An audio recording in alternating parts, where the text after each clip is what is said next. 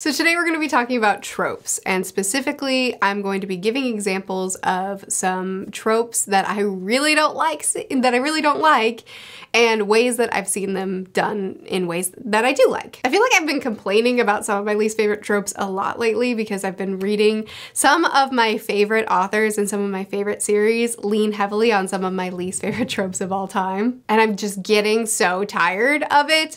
But at the same time, there are ways that these things can be done where I really enjoy them. So this is a very opinion-based video. We're gonna be talking about some tropes that I personally hate that you may be perfectly fine with. And I'm gonna be talking about books where I feel it was executed well.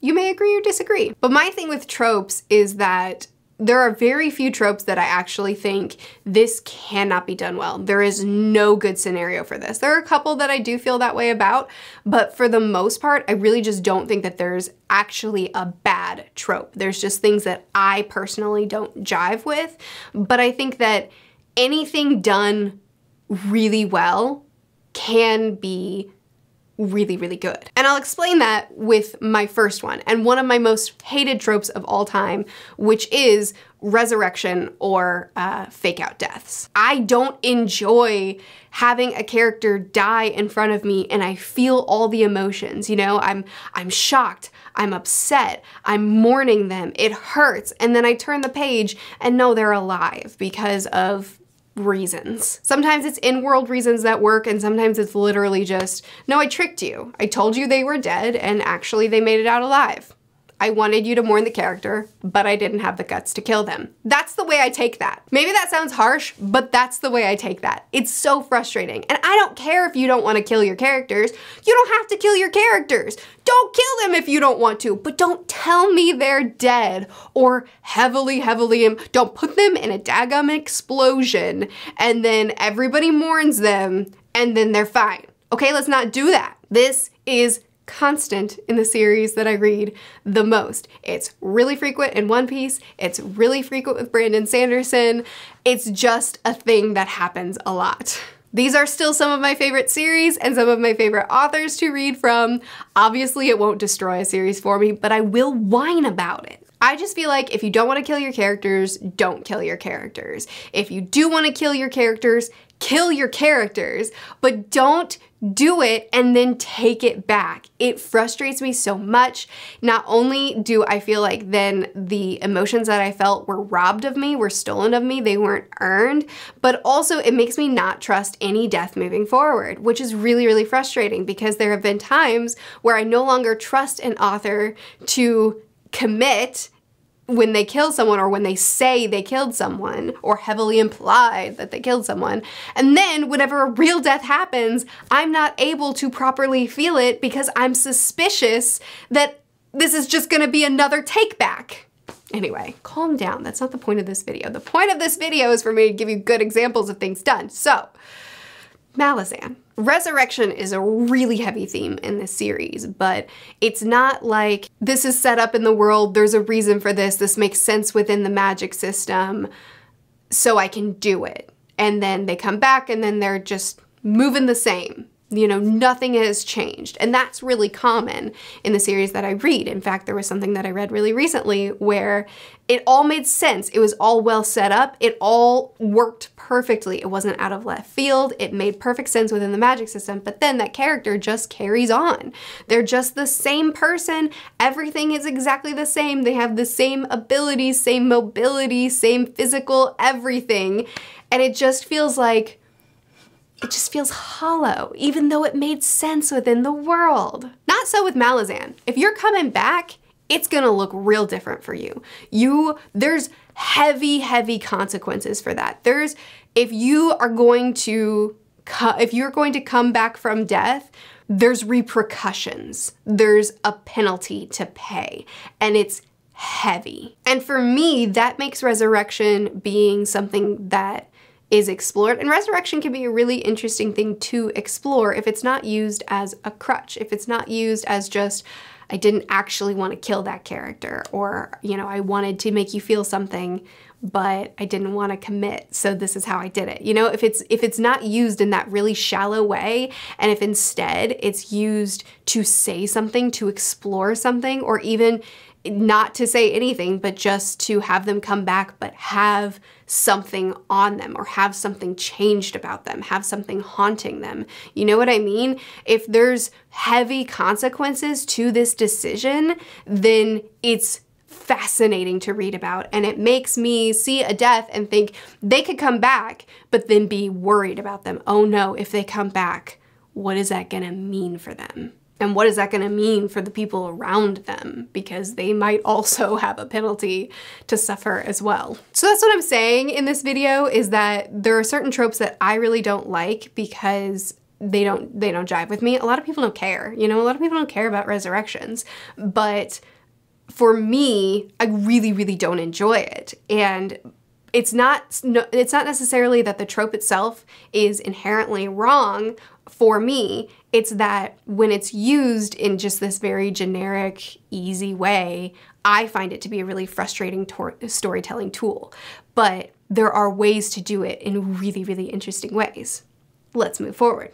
I hurt you to protect you. This is a trope that I despise, and I don't see it so much in the books that I read anymore, but it's something that I used to see all the time, where it's like, I need you to leave me, and I need you to do that so that I can protect you from this person that's trying to hurt you, or from X, Y, and Z. So I'm not just going to tell you to go away. I'm not just going to, you know, cut off this relationship, whether romantic or platonic or whatever it is. It's not just that, it's I'm going to destroy who you are as a person. I'm going to cut you down, tell you horrible things, make you feel like a lesser human being to help you. It's out of love. It hurts me too to do this to you. I hate it. It almost never needs to be as extreme as it is. It's almost never necessary to cut someone to their very soul in order to protect them. It's just cheap drama. That's all it is. How have I seen this done in a way that I actually thought was really great? It was in One Piece. I'm not going to explain too deeply into this because of spoilers. All I'll say is that there's a very intense scene, a very significant scene for the fandom, for the fans. Very intense section of the story where a character does not want to be saved by someone that he cares about, and so he cuts him down. He tells him, I don't want you here. Go away. I have a family and you're not it, right? And the reason this works for me, when I first saw the line, when I first read these lines, I was like, no, don't do this. But the reason it works is because our character didn't take it. He was like, no. I don't believe you. I don't care what you're saying right now. I know that you do need me. And he pushed through. So seeing a character deliver these lines and try to do this trope, but then another character not allowing it to go in the typical boring direction that it usually goes, which is them feeling terrible, them spiraling, and then like it was all just too dramatic and not needed to this extreme. Instead, he's like, try to protect me this way. I'm still coming after you. Moving forward, I'm doing too much commentary, aren't you? Aren't I? This is supposed to be like a listicle type video talking about tropes I hate, ways they've been done well. Let's try to speed this up. So, Insta love. I've actually done this video once before, like two and a half years ago, and the tropes that I hate really haven't changed that much over time. I'm just updating it with new books, and this was in the last video, Insta love, and it was Just Ella. This is a childhood favorite, and the reason I liked it in this is because it's a subversion of the trope. It's a Cinderella retelling, but it takes place after she goes to the ball and she's swept away by this amazing prince, and she's gonna go live happily ever after with him. You know, she has this terrible home that she's coming from, and she gets this fairy tale night, and then the book starts after that. Well, it doesn't start. The real story is after that. And what happens is she has this amazing whirlwind romance this one night at the ball, and then she's meant to become the princess, but then she realizes, I don't know this guy. I don't know anything about him. I am not in love. I don't actually like him. And I want out. But she can't get out because the engagement has been announced, like things are in place, the wedding is being planned. You can't jilt the future king. You just can't do it. We're not gonna allow that. So she's imprisoned and it's this whole thing. And it was the insta love, it was the whirlwind romance, it was the I love you at near first sight, but then it was what we did with it that made it really cool. I would also say a way that doesn't bother me so much is in books like The Wheel of Time. Just put an image here. I feel like there's a lot of relationships in The Wheel of Time that that begin off of near nothing, you know? It feels like relationships begin and I just feel like, where did that even come from? How are you in love? Explain yourself.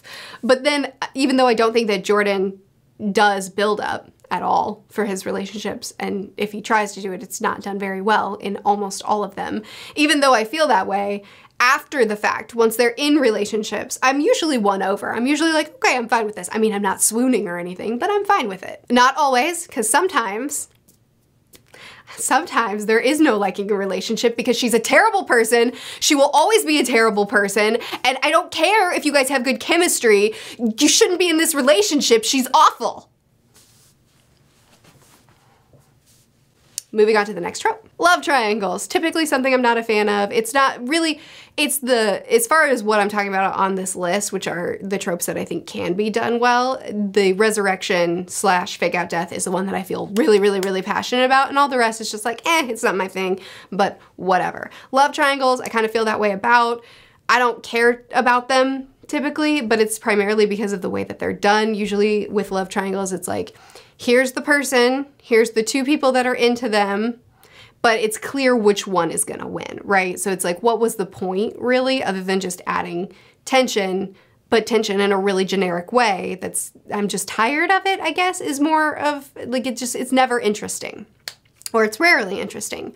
One way that I saw it done recently that I was actually I thought was interesting enough, I wasn't like in love with it, but it was fine, was with The Girl Who Fell Beneath the Sea. And the reason is because it wasn't a question of, oh no, these two people love me and I maybe also love them both, who will I choose? Even though the reader knows exactly who's gonna get chosen and it doesn't matter at the end and it's just like, stop, I don't care.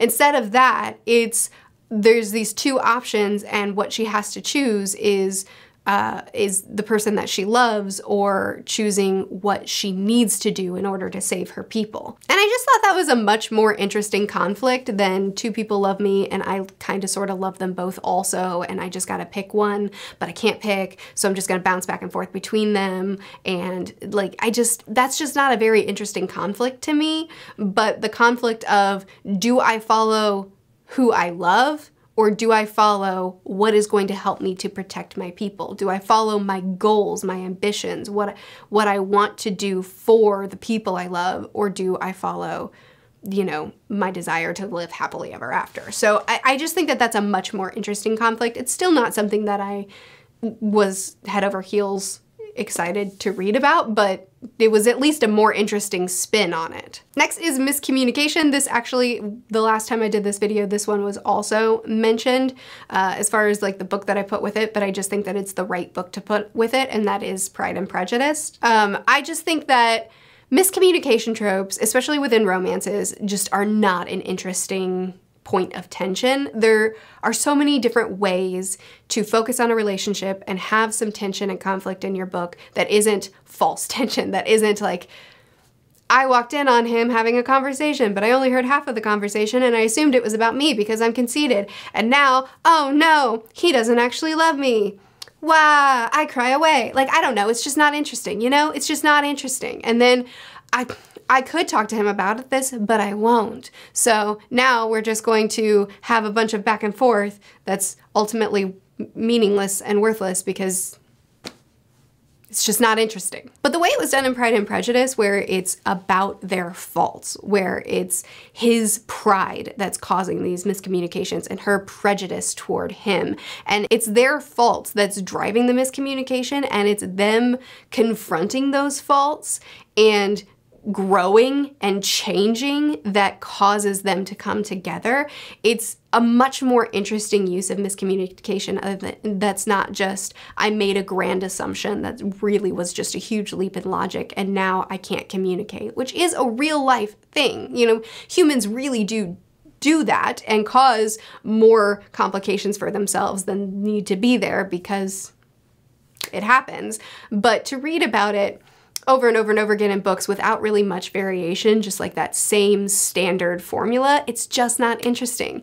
Using it in a way that is more complicated and more nuanced is actually interesting to read about, and Jane Austen uses miscommunication, not just in Pride and Prejudice, but in a lot of her books, really, really effectively. Final one I'll mention here is it's just a really big me problem, and it's talking animals. I can't even really explain to you why I don't like it. I just don't. And I don't always dislike it, but it does seem like when I see it coming up in books, it's definitely a negative for me more than it is a positive. And I can't even really explain it. It's not like it's done poorly or boringly or in this just really generic way, but if you do it in an interesting way, then it's interesting. Like, it's just a me problem. So just keeping this one real short, ways in which I've really liked it. There are books like Nevermore, Aragon, and more recently Fruits Basket, where I like it. And I can't even really explain why, I just do. So, does it really belong on the list?